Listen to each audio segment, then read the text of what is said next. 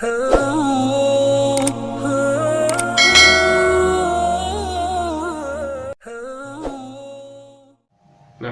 ونصلي على رسوله الكريم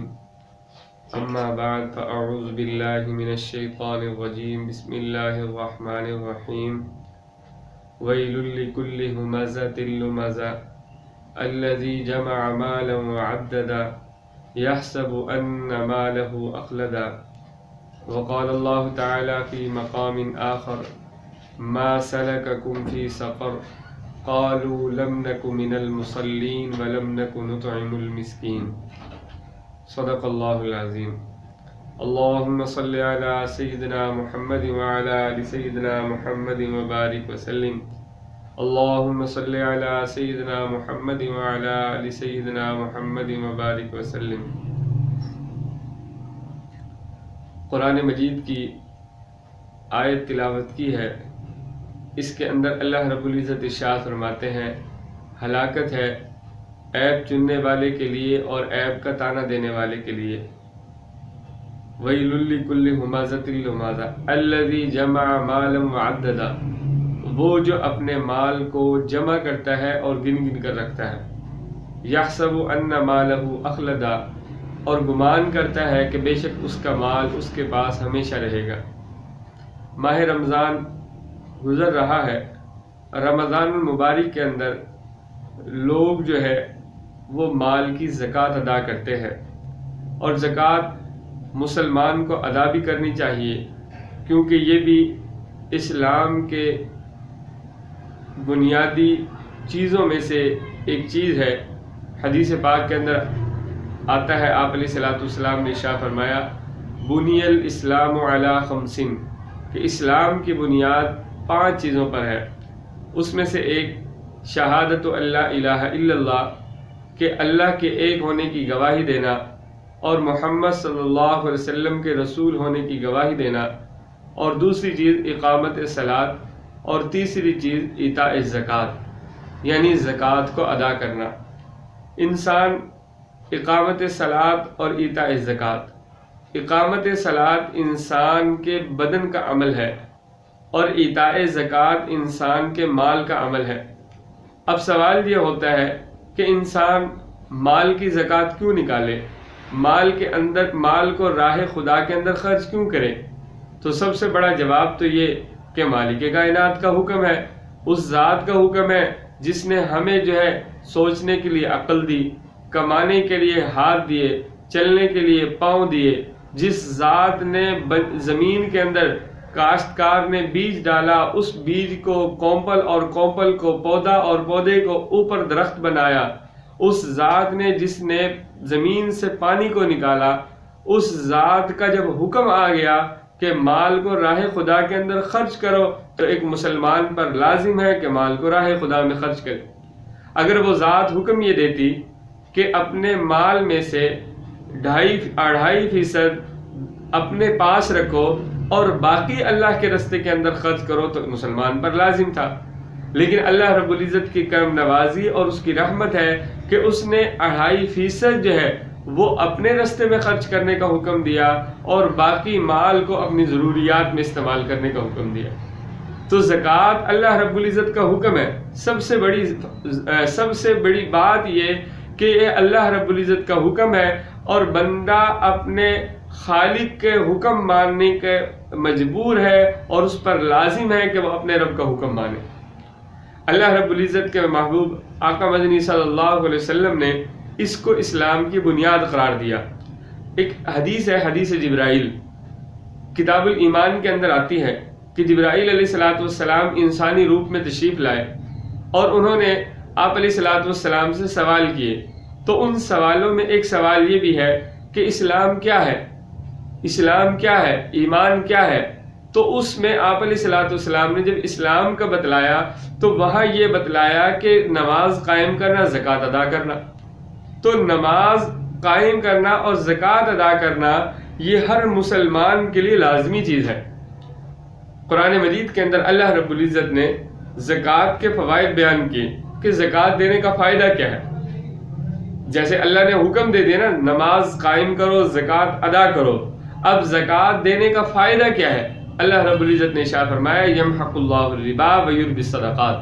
کہ اللہ رب العزت سود کو مٹاتے ہیں۔ سودی آدمی یہ سمجھتا ہے کہ میرا مال بڑھ رہا ہے، اس میں پروفٹ آ رہی ہے، اس کے اندر منافع پیدا ہو رہا ہے۔ اللہ رب العزت فرماتے ہیں کہ ہم اس کے مال کو گھٹاتے ہیں۔ ویربی الصدقات، اور اللہ رب العزت جو ہے صدقات کو، زکوٰۃ کو، جو راہ خدا کے اندر خرچ کرنے والا ہے اس کے مال کے اندر اللہ رب العزت اضافہ فرماتے ہیں۔ قرآن مجید کے اندر دوسری جگہ اللہ رب العزت ارشاد فرماتے ہیں وَمَا آتِيتُم مِّن زَكَاةٍ تُرِيدُونَ وَجْهَ اللَّهِ، کہ وہ لوگ جو زکوٰۃ دیتے ہیں اور اللہ کی رضا کے لیے دیتے ہیں، یہی لوگ جو ہے اپنے مال میں اضافہ کر رہے ہیں۔ فَأُولَٰئِكَ هُمُ الْمُضْعِفُونَ، یہ اپنے مال کو دگنا کر رہے ہیں۔ اور اللہ رب العزت نے فرمایا لا ریب فیہ، قرآن کے شروع کے اندر جب فرمایا کہ اس کتاب میں کوئی شک نہیں، ھدی للمتقین، اور یہ کتاب متقین کے لیے ہدایت ہے، تو جب متقین کی اللہ رب العزت نے صفات بیان کی، فرمایا یؤمنون بالغیب ویقیمون الصلاۃ ویؤتون الزکاۃ، کہ اللہ کے خوف رکھنے والے وہ ہیں جو اللہ کی ذات پر بن دیکھے ایمان لاتے ہیں اور نماز کو قائم کرتے ہیں اور زکوٰۃ کو ادا کرتے ہیں۔ یعنی نماز بدنی عبادت، وہ بدنی عبادت کو بھی ادا کرتے ہیں، اور زکوٰۃ مالی عبادت، مال میں جو اللہ کا حکم ہے اس کو بھی پورا کرتے ہیں۔ اور قرآن مجید کے اندر اللہ رب العزت نے ارشاد فرمایا کہ وہ بندے کہ جو زکوٰۃ ادا نہیں کرتے، راہ خدا کے اندر مال خرچ نہیں کرتے، ویلن ان کے لیے ہلاکت ہے، اور ویل کہتے ہیں جہنم کی ایک وادی ہے۔ اور ان کی صفات الذی جمع مالا وعددا، کہ جو مال کو گن گن کر جمع کر کر رکھتے ہیں، اور وہ یہ سمجھتے ہیں کہ یہ مال شاید ہمارے پاس ہمیشہ رہے گا، حالانکہ حقیقت یہ نہیں ہے۔ ایک جگہ دوسری جگہ اللہ رب العزت نے قرآن مجید کے اندر جہنمیوں کا ایک مکالمہ ذکر کیا، اور وہ اسباب بیان کیے کہ جن سببوں سے جہنمی جہنم میں پہنچے۔ ما سلککم فی سقر، کہ جہنم میں کیوں آئے؟ قالوا لم نک من المصلین، تو ایک سبب دخول جہنم کا جہنمی یہ بیان کریں گے ترک صلاۃ، یعنی نماز کا نہ پڑھنا جو ہے، انہوں نے کہا کہ ہم نماز نہ پڑھنے کی وجہ سے جہنم میں داخل ہو گئے، کیونکہ اللہ رب العزت نے اقامت صلاۃ کا حکم دیا۔ اقامت صلاۃ کا مطلب کیا کہ ایک نماز نہ پڑھنا، ایک ہے نماز کے اندر سستی کرنا، سستی بھی اللہ رب العزت کو نماز میں پسند نہیں، کیونکہ اللہ رب العزت کا حکم ہے،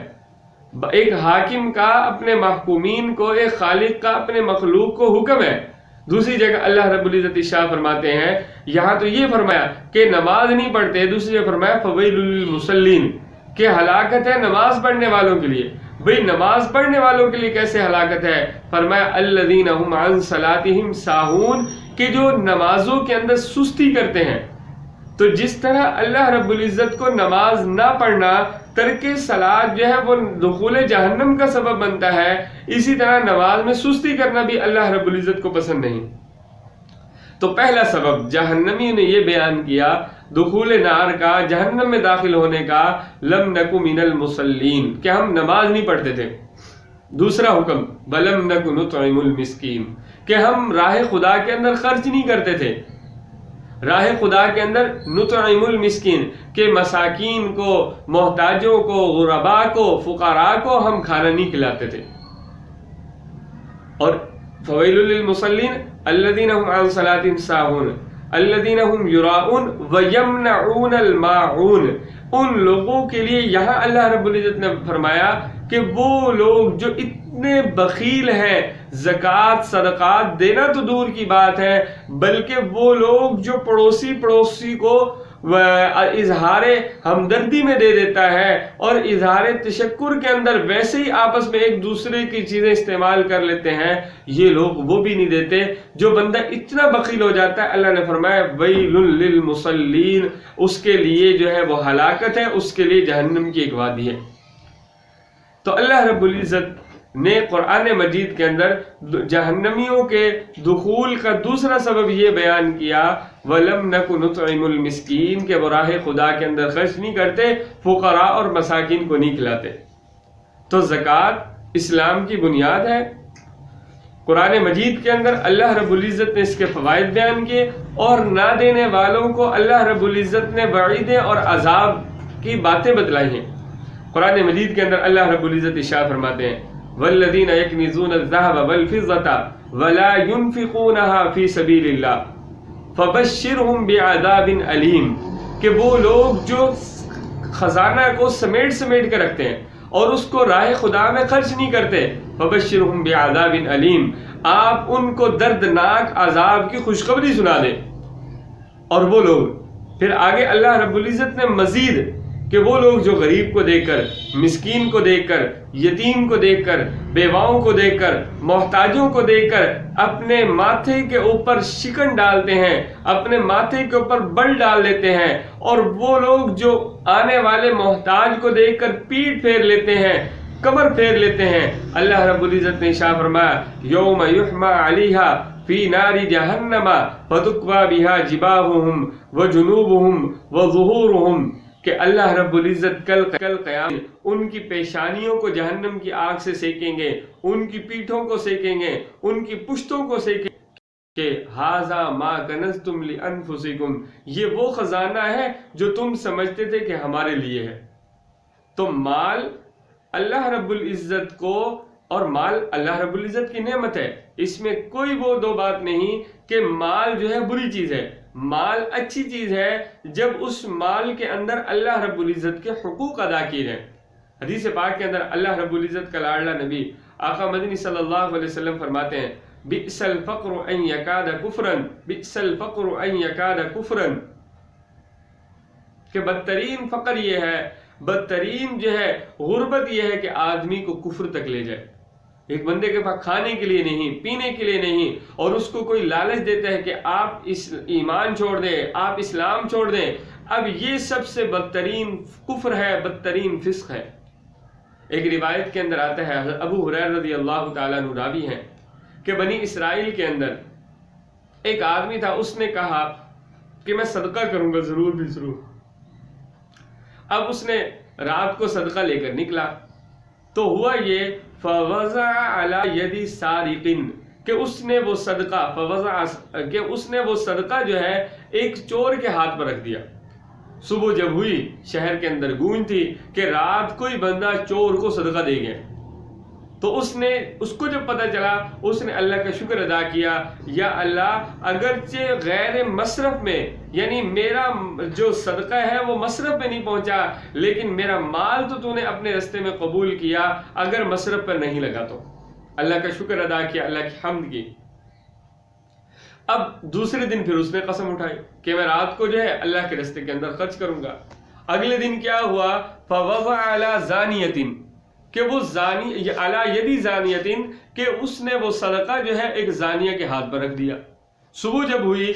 تو لوگوں میں مشہور تھا کہ رات کوئی زانی کو جو ہے، زانیہ عورت کو جو ہے، بدکار عورت کو جو ہے وہ صدقہ دے گیا۔ اب اس کو بڑی پریشان ہوئی، لیکن اس نے ہمت نہیں ہاری، اللہ کا شکر ادا کیا، اور پھر تہیہ کیا کہ کل کو میں پھر صدقہ دوں گا۔ اب اگلے دن کیا ہوا، رات کے اندھیرے کے اندر فوضع علی یدی غنی، کہ وہ صدقہ جو ہے وہ ایک غنی کے ہاتھ پر رکھ کر آ گیا، لیکن اللہ رب العزت کی طرف سے وہ بیچارہ افسردہ ہوا۔ وہ سویا تو رات کو خواب میں اس کو اللہ رب العزت کی طرف سے ایک منادی نے ندا دی کہ آپ کے تینوں صدقے اللہ نے قبول کر لیے۔ اللہ رب العزت ان تینوں صدقے کروا کر ان تینوں سے توبہ کروانا چاہتے تھے کہ چور چوری سے توبہ کر لے، اور اس کو پتہ چل جائے بغیر چوری کے بھی اللہ رب العزت رزق دیتے ہیں، اور بدکار اور فاحشہ عورت وہ اپنی بدکاری سے توبہ کر لے کہ اللہ رب العزت جو ہے بغیر بدکاری کے بھی رزق دیتے ہیں۔ اور وہ غنی جو بخیل تھا، راہ خدا کے اندر خرچ نہیں کرتا تھا، اس کو پتہ چل جائے کہ وہی مالدار نہیں بلکہ اصل مالداری دل کی مالداری ہے۔ آپ علیہ الصلوۃ والسلام نے ارشاد فرمایا الغنا غنى النفس، کہ اصل مالداری دل کی مالداری ہے۔ جب دل مالدار ہوتا ہے تو بندہ جو ہے بندوں کے کام آتا ہے، بندہ جو ہے غریبوں اور محتاجوں کی طرف نظر رکھتا ہے، بندہ جو ہے مال کے اوپر سانپ بن کر نہیں بیٹھتا بلکہ اس مال کو راہ خدا کے اندر خرچ کرتا ہے۔ تو اس غنی کو یہ بات دکھانی تھی کہ آپ سے بھی زیادہ مالدار لوگ ہیں جو انسانیت کا بھی خیال رکھتے ہیں، تو اس نے اس کو اس لیے ماروایا اور تینوں بندوں نے اپنے برے عمل سے توبہ کی۔ تو راہ خدا کے اندر خرچ کرنا، انسانوں کے کام آنا، مال کو اللہ کے راستے کے اندر لگانا، یہ اللہ رب العزت کو بہت پسند ہے۔ اور آپ علیہ الصلوۃ والسلام جن کے ہم امتی ہیں، ان کی سخاوت اور ان کی سخاوت کتنی بڑی چیز کہ ایک مرتبہ اما عائشہ صدیقہ رضی اللہ تعالیٰ عنہ فرماتی ہے کہ آپ علیہ الصلوۃ والسلام پر موت اور حیات کی کشمکش تھی، اور یہ وہ دن تھے جب آپ علیہ الصلوۃ والسلام کا بخار بہت شدت سے تھا۔ آپ پر کبھی غشی طاری ہوتی اور آپ کو کبھی افاقہ مل جاتا۔ آپ جب ہوش میں آتے تو آپ کو پتہ چلا کہ 7 اشرفیاں کہیں سے آئی ہیں بطور ہدیہ۔ آپ علیہ الصلوۃ والسلام پر یہ گوارا نہ گزرا کہ ان اشرفیوں کو پر شام گزرے۔ شام سے پہلے پہلے اما عائشہ رضی اللہ تعالیٰ عنہ کو حکم دیا کہ یہ اشرفیاں جو ہیں وہ حضرت علی کرم اللہ وجہہ کے پاس بھیجو، اور ان کو کہو کہ یہ اشرفیاں جو ہیں راہ خدا کے اندر خرچ کر دیں، کسی مستحق اور یتیم اور فقراء کے اندر اس کو تقسیم کر دیں۔ اما فرماتی ہیں کہ میں آپ کی پریشانی کی وجہ سے یہ عمل کرنا بھول جاتی، پھر آپ کو ہوش آئی، پھر آپ نے یہ بات کی، پھر میں پریشانی کی وجہ سے بھول گئی، آخر آپ نے اصرار کیا تو میں نے کسی کو بھیج کر وہ اشرفی جو ہے حضرت علی رضی اللہ تعالیٰ عنہ کے پاس پہنچائی۔ اب دن میں آپ علیہ الصلوۃ والسلام کا یہ عمل اور کیفیات یہ کہ آپ کے بخار کی تیزی ہے۔ رات کو اماں فرماتی ہیں کہ جب آپ کا یعنی بخار بہت زیادہ تیز ہوا اور آپ کی کیفیت بہت خراب ہوئی، اب میں چراغ کی طرف دوڑی، جب چراغ کی طرف دوڑی چراغ جلایا تو اس کے اندر تیل نہیں تھا۔ یعنی اتنا سخی انسان، اتنا سخی نبی کہ اپنے پاس چند اشرفیاں جو ہے ان کو شام نہیں ہونے دیتے، اور گھر کے اندر یہ کیفیت کہ چراغ جلانے کے لیے تیل نہیں تھا۔ اماں فرماتی ہیں میں نے پڑوسن سے کہا کہ محبوب علیہ السلام کی طبیعت بہت زیادہ خراب ہے، آپ ہمیں چراغ جلانے کے لیے کچھ تیل مرحمت فرمائیں۔ آج ہم ان کے امتی ہیں، ہم اس سخی نبی کے امتی ہیں کہ ہم لوگوں کے کام کیا آتے، انسانیت کے کام کیا آتے، ہم جو اللہ رب العزت نے فرض کیا ہے اس فرض کو بھی ادا نہیں کرتے کہ ہم زکوٰۃ ادا کریں۔ اگر خدا نخواستہ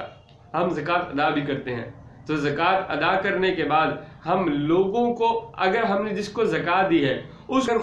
خوشحالی کے اندر دیکھ لیں، یا وہ ہم سے اونچی آواز میں بات کرے تو ہم فوراً کہتے ہیں یہ وہ بندہ ہے جس کو ہم زکوٰۃ دیتے تھے، یہ وہ بندہ ہے جو ہمارے ٹکڑوں کے اوپر پلا ہے۔ حالانکہ اللہ رب العزت ارشاد فرماتے ہیں یا ایھا الذین آمنوا لا تبطلوا صدقاتکم بالمن والاذی، اے ایمان والو جس کو صدقہ دے دیا، جس کو زکوٰۃ دے دی، جس کو مال اللہ کی وجہ سے دے دیا، اب اس پر احسان مت جتلاؤ، اب اس کو تانے اور میں نے مت مارو، بلکہ تم نے صدقہ دے دیا، تم نے زکوٰۃ دے دی، اگر تم احسان جتلاؤ گے، اگر تم تانے دو گے، اللہ رب العزت تمہارے صدقے کو اور تمہاری زکوٰۃ کو باطل فرما دے۔ تو اس ماہ مبارک کے اندر زکوٰۃ ادا کی جاتی ہے، تو زکوٰۃ ادا کرنے کا طریقہ جو ہے وہ پورا کا پورا علماء سے سیکھیں۔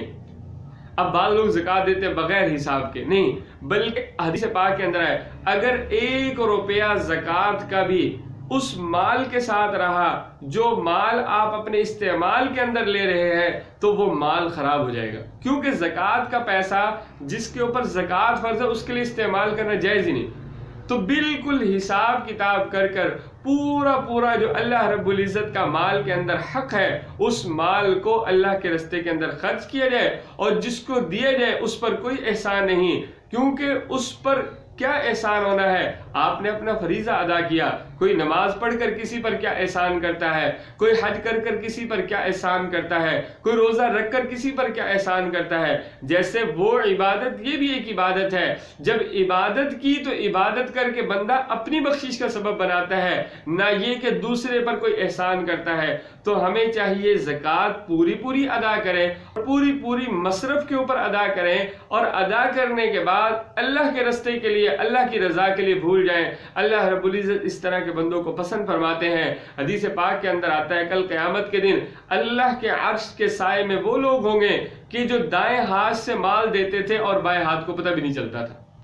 اللہ رب العزت سے دعا ہے رب تعالیٰ ان باتوں پر عمل کرنے کی توفیق عطا فرمائے۔ وآخر دعوانا ان الحمد للہ رب العالمین۔